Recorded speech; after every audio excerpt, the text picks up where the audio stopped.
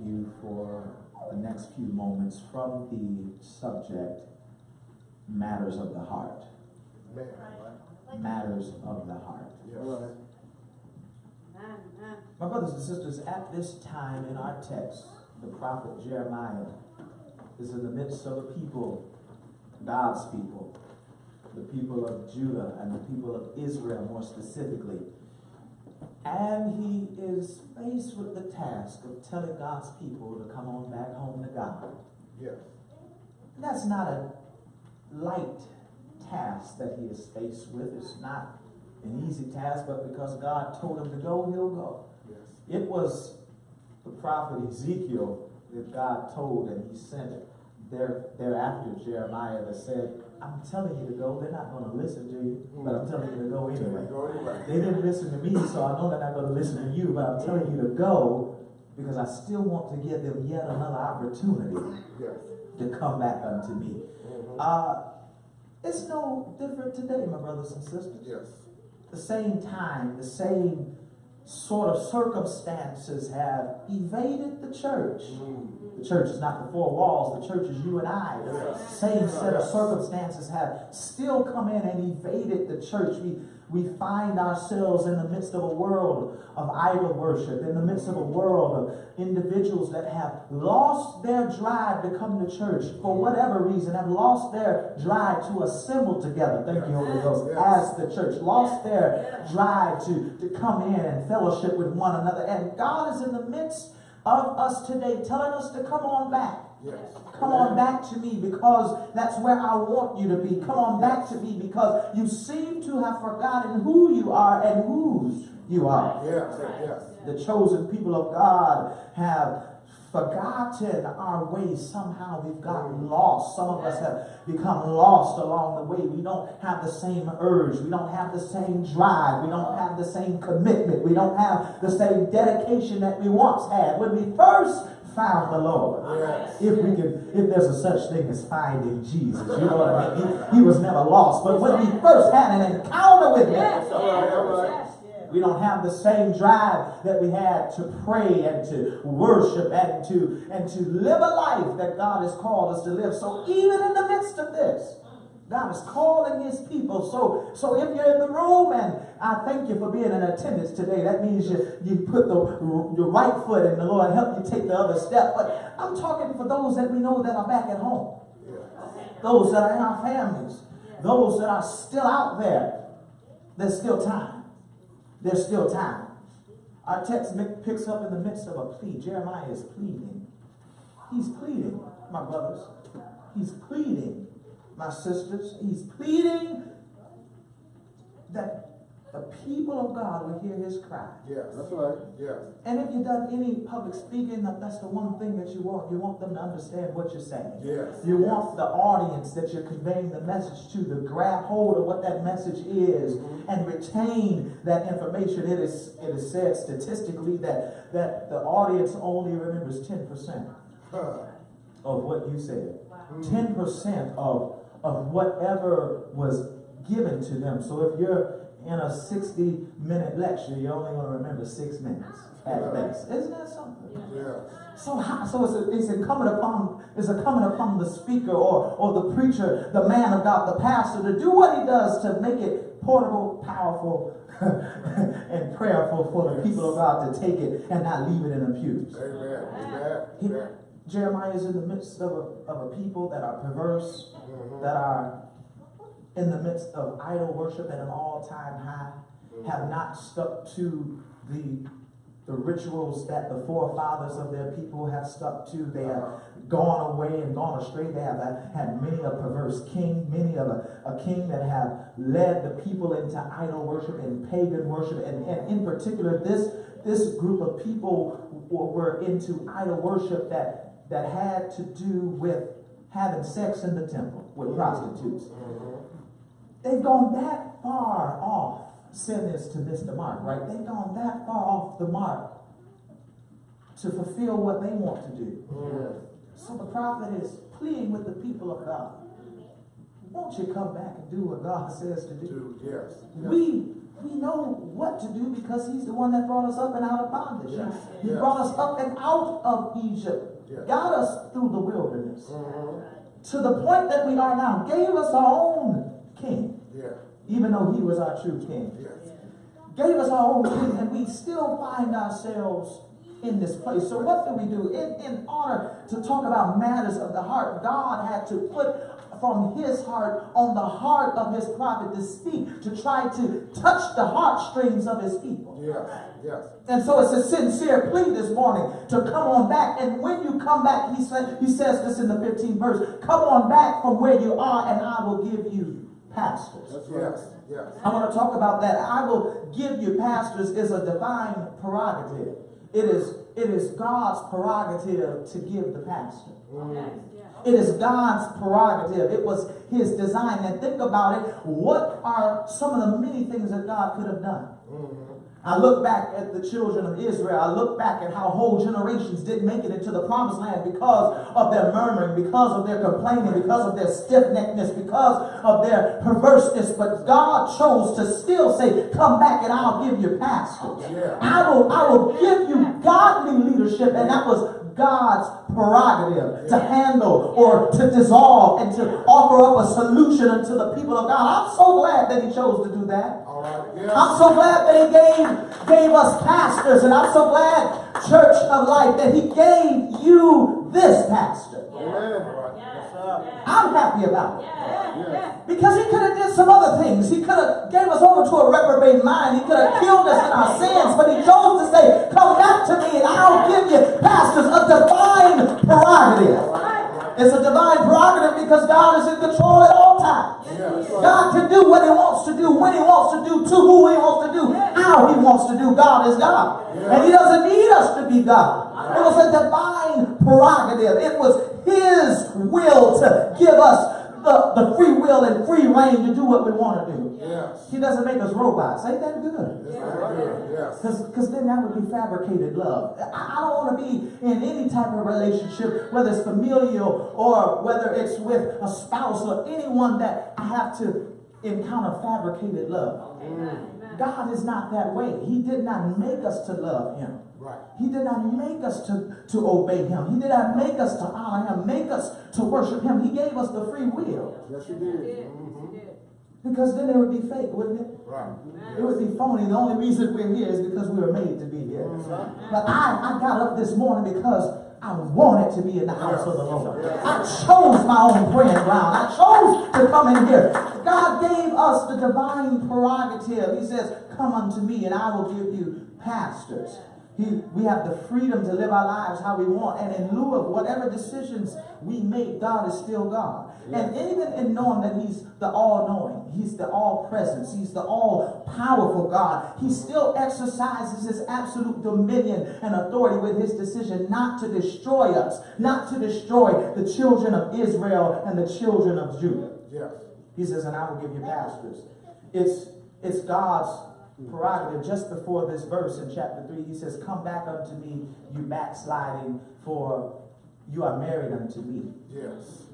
God chose the divine prerogative. It was his prerogative to work the marriage out. Yes. Yes. It was his prerogative to stay. Can you understand? Those of you that are married to understand, and even in the scriptures, the language that is used is very explicit. He says you went a whoring with other gods.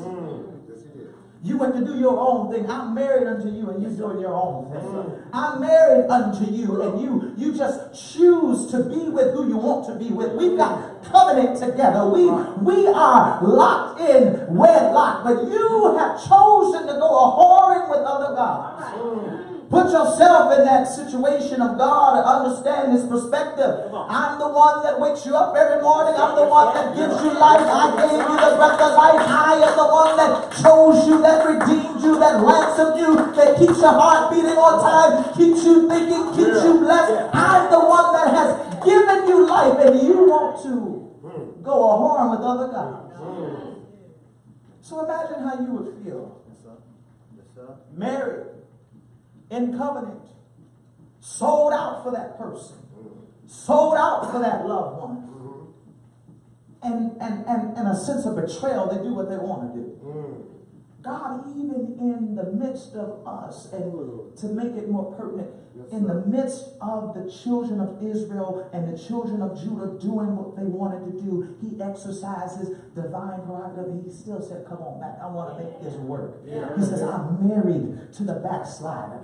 Isn't that good news this morning, church, that even in the midst of all that we do and all that we've done, God is still married unto us. Yes, yes. He didn't throw out our relationship. No. He didn't throw out our covenant.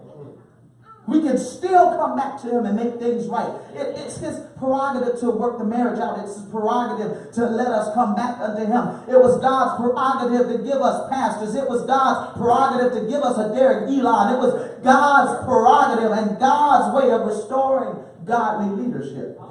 Because somewhere along the line in Israel and Judah's kings, they went astray. They did their own thing and they led them not in the ways of the Lord. And if you look in the book of 1 Kings and 2 Kings, you'll see that. And an evil king rose up. And he did even worse than what his father did. And over again, chapter after chapter, you see how the kingdom of God just went down and went down and went down. But he says, listen, come unto me and I'll give you pastors. I'll restore the leadership that you should have. And just in knowing Pastor Eli in this short amount of time, he's godly leadership. He's a leader that God sent you, that God chose, that God had chose before the foundation of the world, before his parents knew each other. He knew Derek, and he knew that he had called him and chose him to lead this people, to be in this house, to lead this flock. He says, and I will give you pastors. That's a divine prerogative. I'll give you pastors. I want you to understand Psalm 115 and 3. It says, but our God is in the heavens, and he has done whatsoever he hath pleased. Divine prerogative. He's done whatsoever he wants to do. And don't you understand, he thought enough of us to give us a pastor, Eli? He thought enough of you to give you Pastor Eli. I'm gonna bring up his worth and his value a little bit later, but in God's prerogative, we see his generosity. We see the generosity of God. He's always giving, isn't he? He's generous in his grace. He's generous in his mercy. He's generous in his love toward us. He emptied all of heaven to give us Jesus. God spared no expense. It's God's prerogative to bring us back. And oh, how generous is the God that we serve, that he would give us. The second part of this verse says, after mine own heart, a man of God, a pastor after God's own heart. It's God's divine prerogative, but then it's his divine purpose. It's after mine heart, according to mine heart, which shall feed you. God knew that the church needed godly leadership that was after his own heart. Because there were leaders that were not after God's own heart. There were leaders that, instead of blessing the people, ended up cursing the people. Anytime that you find yourself outside of the will of God, you have now found yourself on dangerous ground. The Lord says that I have to give a pastor after my own heart to keep the people in communication with me, to keep the people in the right place, in the right area, on holy ground. That's right. Says, I wanted to give them godly leadership after my own heart. Don't you understand that in order to do this job, in order to fulfill this assignment, there must be a spiritual makeup? That makeup and that spiritual DNA, that spiritual design has to come directly from God. When he made him, when he formed him in the belly of his mother, he gave him a spiritual design and a spiritual makeup. 2 Corinthians 4 and 7 says, but we hold these treasures in earthen vessels. This earthen vessel that is physically flawed, but the power and that the excellency of the power of God is on the inside. There's something powerful on the inside of the pastor that God gives us. There's a spiritual DNA, there's a spiritual design that God has, that he gives the people of God what they need. If you went and were not sent, it's a problem. If you did this and took this into your own accord, into your own hands, it will fall to the ground.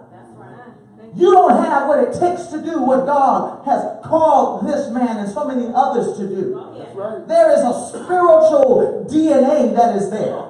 And no, the man of God is not perfect. No, the man of God is not above reproach. But listen, my brothers and sisters, it's something that God has put on him, an anointing. It's something that God has put in him, a calling to lead us these past 6 years. And he says, I will give you pastors after mine own heart, which shall feed you with knowledge and understanding. I've given you a pastor. That's my divine prerogative, God says. But the purpose is for him to be after my own heart, which to feed you. And I understand this man to have such a great thrust on education, on really understanding the scriptures, and then applying the scriptures. What does all of these, or what do all of these examples mean to us if I can't apply them to my life? There's some things, there's so much I would not know had it not been for my pastor. Is there anyone in the room that can say there's some things that I wouldn't know if it wasn't for Pastor Elon? There's some things about God, there's some things about the Word that I would not know had it not been for him taking the time to open up the bread of life and give me what I should have. Come on in, the table is spread. The feast of the Lord is going on. We got to make ourselves available. Yes. Divine purpose. He knew that we needed godly leadership. The pastor's not perfect, but he's after God's own heart. He placed in Pastor Elon's spiritual DNA, and that's what makes him according to God's own heart. The pastor is responsible for the spiritual diet of the flock. The pastor has the responsibility to teach and preach the word. He is responsible to set the table. It's responsible for us to eat. But he's done his homework. He's done his study. He's done his prayer time. And it's incumbent upon us to come and be fed. The pastor doesn't, at least this pastor doesn't give you a junk food diet. He doesn't preach out of magazines. He doesn't preach out of worldly or secular books, but he comes from the Word of God. The word that shall bless us, the word that shall build us up, building upon your most holy faith. He brings that type of word. I've seen myself grow because of the teaching of my pastor. I've become better. I've become more knowledgeable of God, more knowledgeable of who he is, more knowledgeable of how he operates, more knowledgeable of why things happen the way they did because of a man of God. I'm not limiting I will give you pastors to just one sex, but because Pastor Elon is a male, let's just say the man of God. Is that all right? Divine prerogative, divine purpose, which shall feed you. He's after my own heart. He's after my own heart. So he got what it takes. He's got the calling. He's got the anointing to get it done. But then not only is it divine prerogative, then it's divine purpose. But then after he says, which shall feed you, he feeds us with the word of God and gives us knowledge and understanding. That's divine proficiency. Teach us. Yes. And I will give you shepherds, divine prerogative. I will give it. According or after mine own heart, which shall feed you with knowledge and understanding. What good is it to be up here for 15 minutes, 20 minutes, 45 minutes, coming out of a book, and the message doesn't make sense? Right. It was on the heart of God to give us a man of God, and to give Israel and Judah, the people of God, to give them a man of God so that they would not go back and utterly be destroyed by him. Yeah. How many of you know that if you stay away from God too long, you'll end up self-destructive? Oh, yeah. You'll see things fall to the ground. You'll see dreams and visions and goals just die because we have found ourselves outside of God's presence, outside of being connected to him. God has a way, you all. Yes. And that way is through the man of God. He says, in other times, left on record, I've come no closer than the mouth of my prophets.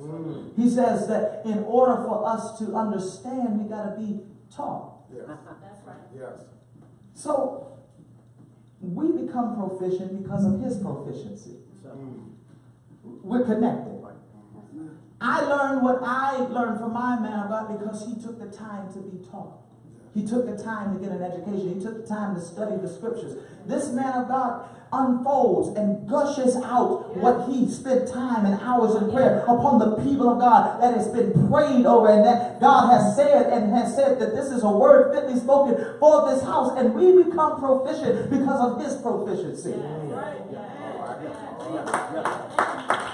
We become blessed because he's been blessed in the word. It can't be any other way. It can't be any other way. We can't be more knowledgeable of, we can have a hunger and a desire that we learn from this man of God, but there is no way for us to understand it any better than the man of God breaking it down. Yeah. You want to know how a practical example is? You can read the Bible every day. You can read it. You can study it. You can read it. But there's some revelation that's only going to come through your man of God. There's some revelation that's only going to come through this prophet of this house with knowledge and understanding. Can you understand that it is the pastor's job for spiritual development and maturity? It's not your job. It's no child's job to develop themselves. It's no child's job to mature on their own. They may get old, they may grow, but they'll, in their mental capacity, if there is not an adult, if there's not someone rearing them, they'll just be a big kid. That's right. They'll be a grown kid. It is the pastor's job. It is the pastor's spiritual duty to make sense of the word. It is the pastor's spiritual job to mature the flock of God, to take us from babes in Christ to spiritual children, to take us from babes in Christ to Christian maturity. It is the man of God's job, you all, to feed us with knowledge and understanding, to make the word make sense. What does it mean when they talked about this custom? What does it mean in this parable? What did it mean? And then apply it to our lives. It's his job to grow us up. So that means that the man of God, when he does his job, he has to do it instant. He has to do it in season and out of season. He has to preach when we want to hear it. He has to preach when we don't want to hear it. There's some times that he's going to give us words of encouragement that shall make us want to fly on to heaven. And then there's times that he's going to step on our toes. It's times that the word is going to convict us. It's time that it's going to get on our case and get in our tail and give us a spiritual checking, because that's his job and that's his assignment. We become proficient. We become spiritually mature because of the man of God. He has a job that not everyone likes what he does. Not everyone likes what we do. Not everyone likes what he has to say. But if God told him to say it, he got to say it. Jeremiah didn't want to say it. Jeremiah didn't want to go. He was weeping for the nation. But guess what? He had to do what God told him to do. You must understand that it is the man of God's job to feed us and develop us spiritually and mature. 6 years. You should have grown a lot by now. 6 years, you should be more developed in your prayer life, more developed in your reading of the word, more developed as a Christian, more developed as a child of God. If you find yourself in the same place that you were 6 years ago, you have not been doing what you need to do. It's not because he hasn't been preaching. It's not because he hasn't been teaching. It's because you have not taken the time to digest the word. Mother put the food on the table and told you got to eat those greens. You got to eat those lima beans. It's parts of this word and it's parts of this text that we are not going to want, that we are not going to take, but it's good for us. I said it's good for us. Scripture says, it was good that I had been afflicted, that I might learn thy statutes. There's some parts of this word that are not going to feel good. It's not all a fine, fuzzy feeling all the time, you all. The man of God is charged sometimes to check us. He's charged sometimes to correct us. He's charged to get us to a place because he has to give an account. He's the watchman over our souls. And he must give an account. And don't you know, brothers and sisters, you better understand that you better do everything that you can to fall in line and be submissive so that you can grow. But then it's profitable not just for him, but it's profitable for you. Because if he have to give a bad report to the Lord, it's not profitable for you. Now, Lord, you gave me these people. You know I studied. You know I prayed. You know I talked to you. You know you told me what to say. and they're not receiving this word, or they're going against the word and the teachings and the doctrine of this house, they're going against what I have set out to do. My brothers and sisters, you must understand that the man of God's job is not to make you feel good all the time, but it's his job to get you to a place of maturity. It's his job to get you to a place of spiritual development. Spiritual development is his to do. Look at your life. You should be stronger because of the teaching of this man of God. You should be wiser because of the teaching and the preaching of this man's ministry. You should be better. Better husbands, it comes from the word. Better wives, it comes from the word. Better children, it comes from the word. Because you're connected to a man of God, you ought to be the best thing on the job. You ought to be the best thing. You ought to be the best thing leading the department, because you've been spiritually developed and spiritually matured because of the teachings of this man. God's word is not for us to be mediocre. God's word is not for us to be second rate. God's word, when we apply it to our lives, is not for us to be second class, but he wants us to be done in an excellent spirit. It was said of Daniel that he had an excellent spirit. This man of God preaches and teaches for our good. Tell someone it don't feel good, but it's for my good. That castor oil don't taste good, but it's for my good. Cod liver don't taste good, but it's for my good. St. John's didn't taste good, but it was for my good. Couldn't stand that mess, but it kept a cold away. But the word of God is alive, it's quick, it's powerful, it's sharper than any two-edged sword.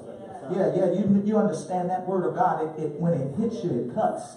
When it hits, it can pierce even to the dividing.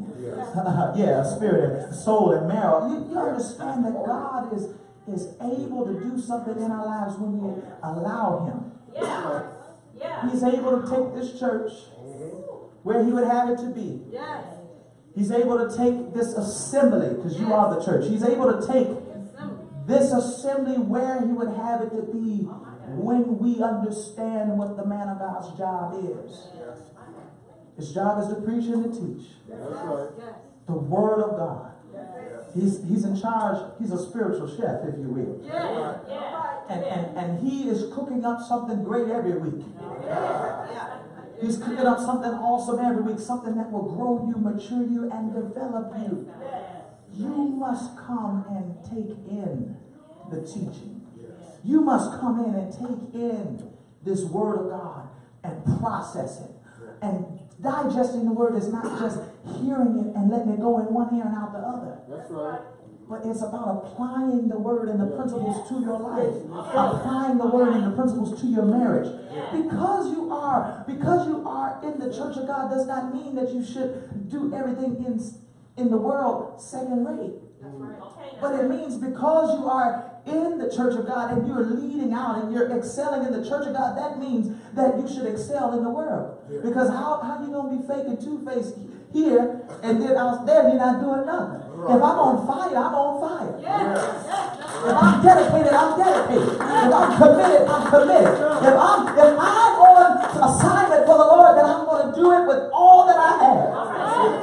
There should be more employers calling pastors saying, Elon, I thank you for the one you sent me. You got some more? You got some more just like them, because they said they go to your church and they're on time. They lead out in excellence. They had to learn that. He told me he learned it from you. It's the man of God's job to grow us and to spiritually develop us. That's right. I'm going to my seat. God says, and I will give you pastors. I thank God that he exercised his divine prerogative. Amen. He says, after or according to my own heart, I have put something in them. I put my touch in them. I put my spiritual DNA in them. And they're going to feed you. It's a pastor after mine own heart. Not a pastor that just want a pastor, but it's one that I sent to you. I gave him to you. It's my gift to the church. That's why we see his generosity. But then we see his heart. We see his great heart because the pastor has a heart after God's own heart. So that means the pastor is not going to misuse the people of God. The pastor is not going to abuse the people of God because he has the heart of God. Does God abuse you? No. Does God hurt you? No. He has the heart